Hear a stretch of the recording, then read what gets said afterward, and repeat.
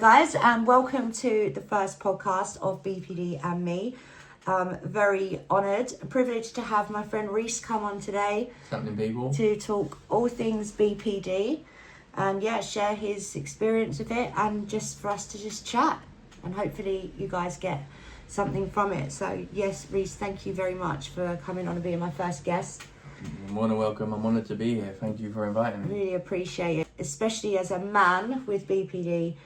You can really, there's a lot of men out there that we could really do with having your perspective. There's a lot more women diagnosed with it, but that's not because more women have it. It's because of the stigma of society or things like that prevent men from seeking that help, isn't it, for emotional? Oh, it massively is to do with the stigma. Yeah. I think the way that society is, that men are made to feel a bit like they should have everything sorted out by a certain age, and almost like sometimes it can feel like we're not allowed to feel things. Yeah. And we're kind of forgotten in society. But going through certain things in life and realising no one ever really talks about it, but when I talk about it, people open up a lot more. Yeah. So if I'm able to do that on a platform which allows other people to see that there are other males out there that struggle the same way that you do and you're not alone, then that's what I'm here for. I know that I'm helping people, and for me, that's what it's about. For ages I've walked around with this emptiness, and I get little sparks of hope when people message me, they reach out to me. Oh my God, you're a man with borderline personality, and it's rewarding. Like, it is so rewarding just to talk to other people, hear their story. And I don't have all the answers, but just talking to people and helping people navigate in certain ways that I have, it makes me feel good. Yeah, because it is hard, isn't it, to find people that, people just don't get it. And you can't blame them, because we struggle to get it. Yeah, I don't get it. So it's It honestly is, it's so hard to live with, because a lot of the time, I've said it before, I feel like a walking contradiction. Because my heart tells me one thing, my mind tells me another, and then my actions are doing another thing. But I believe all of them at the same time. Yeah. I believe everything that I'm doing is right. Yeah. And it honestly is so difficult, and I'm just glad that people are now reaching out and seeing that they're not alone. So how did you end up finding out you had BPD, diagnostic process? What's been your journey till now? When I was in rehab, for ages I was on antidepressants. For about 12 years I've been on antidepressants, and they never seem to work. I'm always back to the doctors until I saw specialists in Oxford. And I went in there for a chat, and they called me back in the next day. And they diagnosed me there and then. Yeah? Yeah. And it was just, for me it was massive, because I finally had closure on something I could never really understand. Like, it kind of makes sense now. Even though it still baffles me a bit, because it touches so many other things. Like, it's so broad, isn't it? Yeah. The symptoms are so broad. I mean, with ADHD, PTSD, they all kind of intertwine. There's a lot of crossover and overlap, and there is. BPD, there's always something else as well, like you say, with its ADHD, body dysmorphia, things like that. Addiction is a huge one. Yeah, massive. Yeah, I've met a lot more people in real life with BPD since going into recovery. There's a lot of them in there. But let's talk about like the core components of the disorder and how they have affected your life. So the main ones being there's 9 diagnostic criteria, isn't there? Yeah. So we've got abandonment. The number one offender is the chronic fear of abandonment and the frantic efforts to avoid it. Abandonment and rejection. And then we've got unstable self-image, fluctuating moods that go from one extreme to the other very quickly. And it's so intense. It's so intense. It's so intense. It's all or nothing. Yeah. And that's splitting as well. Yeah. Splitting is something that a lot of people, even with BPD, don't actually know about. And it's the splitting is the the polar opposite thinking and perspective and feeling. So we can go from thinking what a person or a place or a thing is absolutely flawless and perfect and infallible, and then just like that, we can be like, oh, what, and absolutely hate it and despise it and question why we ever thought that was even remotely a good thing in the first place. I've lost so many years being in that. In the splitting. Yeah, like one thing at the minute is perfect and the next day it's completely not. Mm. And then you self-sabotage and you hurt everyone around you because I can't tell the truth from the false because I believe both of them. Absolutely, spot on. That's exactly what it's like. Whichever perspective you're in, it's 100% real to you. So you act accordingly. Truly believe this reality. You know, I love this person. They're amazing. Everything's perfect. It's meant to be. And then, gosh, it's like, I hate you.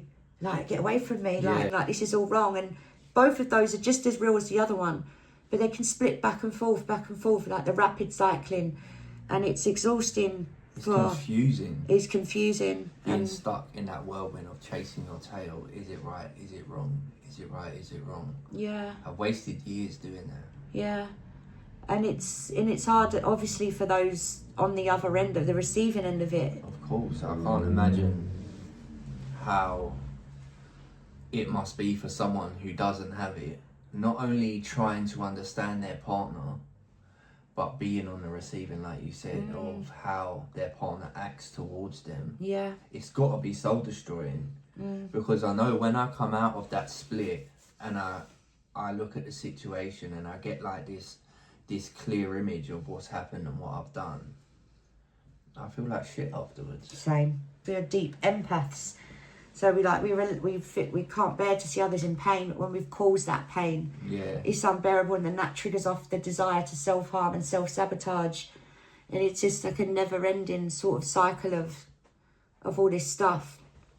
Most people that contact me or I speak to, always, the 90% of the questions are about relationships, how to navigate them, are they possible, can long-term happiness be achieved? So what would your perspective on that be, Reece, and any advice you can give them on relationships with BPD?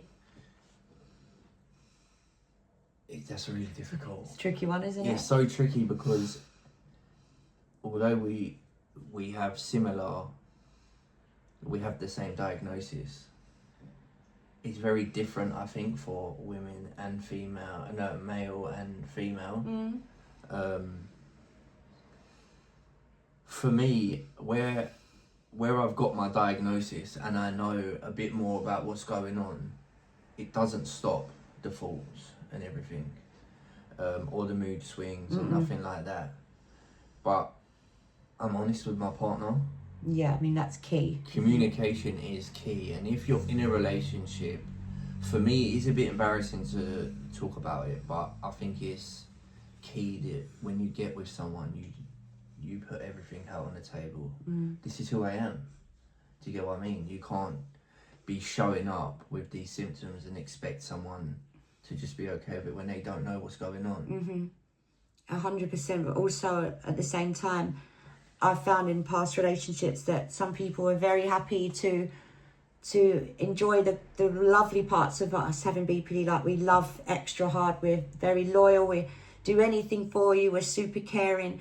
But the moment, like, not everyone I've been with, but some of them, the moment that the other side of it rears its head, they're just like, no, no thank you. So it's important that the person entering a relationship with someone with our diagnosis knows, like you say, the whole picture, and is prepared to love both sides. 100%. Otherwise, it's going to be very, very painful. I mean, you have to be 100% honest at the beginning and break it down to people, because not everybody knows. No, that's right. I mean, borderline personality disorder is so unspoken about, I find. Not a lot of people talk about it. It's kind of like a new thing that people are expressing that they have it, and they're talking about it. And I think raising awareness around it is what we need at the minute. 100%. People need to know that people are suffering with this. Yeah, and what to look out for, and how to handle it. you know, what not to do, because we have that, what people sometimes call fuck off, don't leave me attitude, where, you know, when we're having a, you know, an emotional crisis, an episode, that push and pull, innit? Push away, but then when you leave, it's like, you've Don't abandoned leave. me. Yeah, and it can be like, obviously, so a complete head spinner for people, and like, they might not know what to do, because I've tell someone, go away, because I've split, and I think I hate them, and in the moment I really, really do believe that. I'm like, get away from me, don't ever come back, and they believe it, because it's coming across as truth, because it is. You believe it at the moment, 100%. So then they'll stay away, because that's what's been said or asked or come across. But I'm sitting at home crying, because I feel like I've been abandoned and rejected. And the way that you've gone about it, they think that you don't care. Yeah. So sometimes it's irreparable, isn't it? Yeah, some of the damage is completely irreparable. And I found that a lot of that is because, for me personally, I don't talk to people enough. Like, communication at the beginning, like, it's easy to say, yeah, I've been diagnosed with this. You need to tell people what it entails. Do you find it, like, what is it that holds us back from talking about it Me, more? personally, as a male, I think embarrassment is the first thought that comes to me. And that's a shame, isn't it? Because there's strength in vulnerability. Yeah. It really is. But initially the first thought that comes is embarrassment. Part of having BPD is that being ashamed, like living with shame. Especially when you're a male and you want to impress a girl and you're trying to get into a relationship, the last thing you want to talk about is something like that. But it has to be done for a long-term relationship to be maintained. I personally believe, no matter what diagnoses you have, for me, I found that talking is the number one medication. Communication. Yeah, no, I agree. Because otherwise, what can happen is, if we avoid those difficult conversations in the beginning, like when we first get with someone, it's wonderful, it's beautiful, all the best parts of us are shown and coming out, and all real and genuine and intense, but it tends to be when you start to fall in love, isn't it? Yeah. That's when the symptoms kick in. It's scary, isn't it? It's scary. It's that fear of love, because of the abandonment. Yeah, 100%. Yeah, and then so what should be a really beautiful time in the relationship developing becomes really, really hard, and we can sabotage it all. Of course, and you can get. For me personally, sometimes I get stuck in that like I'm so open at the beginning, and then when it gets real, I go up. Yeah. My defense goes up. Yeah. And it just gives your partner or whoever you're talking to the wrong impression, and it just makes things so difficult. Yeah, like real mixed signals. Yeah. You don't know whether they're coming or going. But you believe these mixed signals. I know. It's so hard. That's it. And then it can kind of make you just want to stay away from it altogether, can't it? A lot of BPD people, us a lot with BPD, just like, do you know what? I can't do it anymore. Yeah. I'd rather just not go there. And then all the other emotions start to kick in. Yeah. And all the other stuff that you start doing to self-sabotage your life. Yeah. Not just your relationships, it's your life that you self-sabotage. Yeah. Because any relationship you seem to get in, this happens, then you feel like you're not good enough and you're never going to be good enough. That's it. When someone does show you love, you just kind of reject it, even though it's everything you want. You kind of push it away because of that feeling of I'm not worthy. Yeah, or it's too good to be true. Too good to be true, or it's gonna fuck up anyway. So I might as well. For some reason, my brain often tells me that you're gonna fuck off anyway, so I'm gonna do it first. 100%. That's that frantic effort to avoid abandonment. We kind of sabotage it first, even if the other person never had any intention of that. They haven't shown me any reason for them to even want to do that.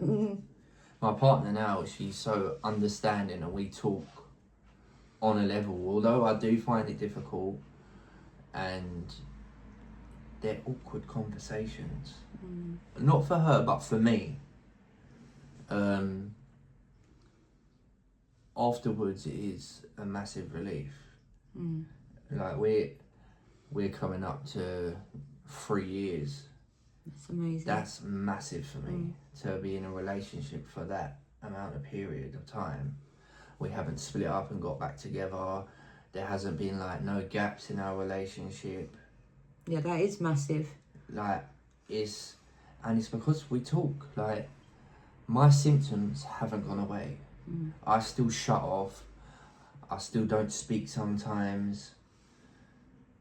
My moods are constantly up, down, up, down. We could be laughing and joking and then I won't speak for 4 or 5 hours. And I couldn't tell you why I don't want to speak. Just don't talk to me. But she's aware of it. Yeah. So she kind of gauges around what's going on. And I think when you find somebody that understands your symptoms, your diagnosis, your triggers and everything, they work with it. And that is for me a massive part of long-term relationship. Yeah. No, it's a real blessing to find that. It's hard to find that. Yeah, and that's really inspiring for people watching or listening to know it is possible. 100%. It's possible. And again, like you keep coming back to that main part, it's communication. Yeah, because for me, communication is key. No matter what situation you're in life, communication is key. Whether it's grief, trauma, addiction, mental health diagnosis, is talking. Talk to someone. You are not alone. And you just reaching out and talking to someone is not only saving you, you're saving someone else's life. Yeah. You told someone to reach out to me, and I talk to them regularly now, and they're a lovely person, and they just said they've never met anyone else with the same diagnosis, but there's so many of us out there. Yeah. That we need to be talking, we need to be spreading awareness, we need to be spreading the message, because we get each other, we are the same tribe, and we need to stick together. Yeah, I think our community is beautiful, really. We all, you know, it's like when you find, like, you find your tribe, and you're like that sense of, there are others, it's not just me. Yeah, it's that taking that backpack off, it's like a release. That I know when I'm with my tribe, no matter where I am at that day, they understand, they get what's going on because they have them days too. Yes, absolutely. And that is a relief because I now know that I'm still welcome and I'm not being judged. Yeah. And I can be my authentic self, which is so hard when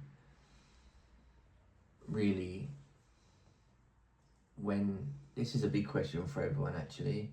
When are you actually your authentic self with so many external influences around you all the time? That's a brilliant question. Humans tend to adapt to their environment anyway, you know, like basic survival instincts, like basic biology.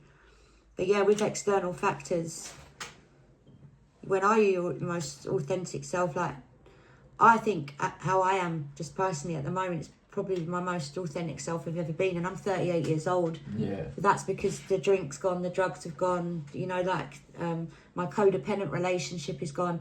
So I've had to just be me, the raw me, and I'm still just finding out who I am. So I've just started to find out.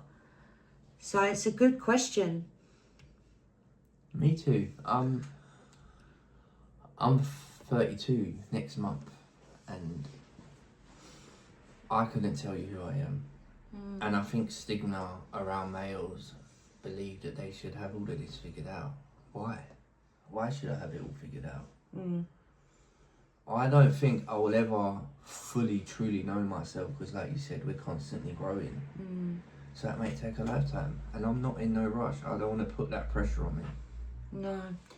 I know what you mean, because like sometimes I don't even know what my favourite colour is. It changes. It changes. Like, what's your favourite food, Luce? Don't know.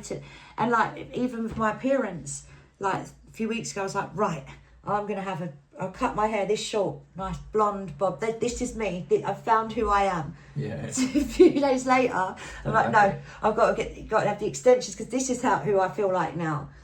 It's just... That is, for me, that's been so massive in my life. I will go through stages of wearing a flat cap. then I'll have a baseball cap on and I might have it backwards. And I might not have a belt on and my jeans sag a little bit. And then the next day I'll be in shoes, I'll be looking smart, I'll have a shirt on, a Mac maybe. And you just look confused, don't you? Yeah, 100%. We don't have a stable sense of self. It's always fluctuating. It is like me, when I go out sometimes, like you just said about yourself, like I'll be wearing really smart clothes. They'll be like, where have you been, Luce? I'm like, nowhere. Just wearing this today, and the next day I'll rock up to the same place in a tracksuit with a hoodie up. Yeah. It's just feelings driven, I think, what you feel like on that day. And yet there is a thread that runs through, you know, like there is parts of our personality, because BPD isn't our whole personality, it's the disorder that enhances certain parts of it. There is the consistent thread, like I love animals, I do this, I've got certain things that don't actually change. Yeah. But overall, the bigger picture is always moving and shifting. It's like being a mosaic. Literally. Loads of millions of different pieces all put together make up one picture, but it's not. When you look closer, it's little fragments of lots of different things. Massively influenced by our environment, hugely, you know, like in terms of our moods and our stability, things we get up to. Because part of it is as well, I can be really impulsive. Yeah, that's one of the criteria. It's one of the main parts of it. So impulsive. I do things without even realising what I'm doing. And I have no business doing what I'm doing. Do you get what I mean? And it's like, why did I do that? And it'll be something so stupid. Like, that road says that I shouldn't turn down this, I'm going to turn down this. Like, if there was a red button there, I would push it. Yeah, just to see what happens. Yeah. Even though you know it's probably going to be a disaster. Yeah, pretend I lent on it or something. Yeah, you have to find out. Is it going to niggle away? So with